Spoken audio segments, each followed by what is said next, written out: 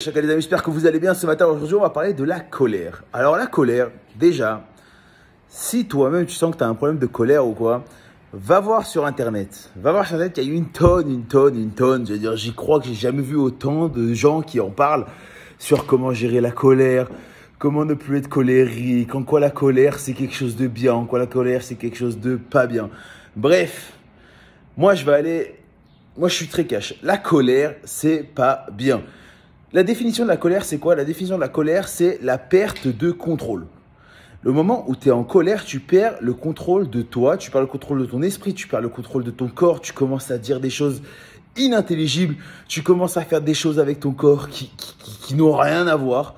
Bref, la colère, c'est interdit d'être en colère.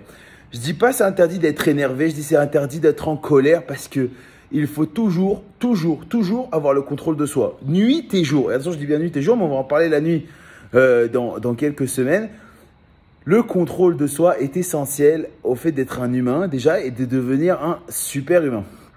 Alors attention, est-ce que ça veut dire que je vais devenir un maître zen? Non, ceux qui me connaissent un tout petit peu, c'est pas prévu du tout. Le but, c'est d'être dans l'action. Il y a plein de choses, moi, aujourd'hui, qui m'énervent, hein. Tu prends la politique, tu prends l'écologie, tu prends ce que tu veux. Presque, il y a plein de sujets qui me rendent fou. Mais est-ce que ça veut dire que je vais être en colère? Est-ce que ça veut dire que je vais prendre un mec qui jette un pied par terre et je vais lui arracher sa tête?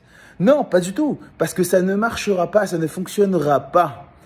Si tu t'énerves, en revanche, et si tu commences à comprendre que plus tu vas être, entre guillemets, dans le contrôle de toi, plus tu vas arriver à contrôler l'autre et plus tu vas arriver à changer les choses, là, tu vas voir qu'il va y avoir un certain but à cet énervement-là et peut-être une certaine solution et même peut-être un développement qui sera positif.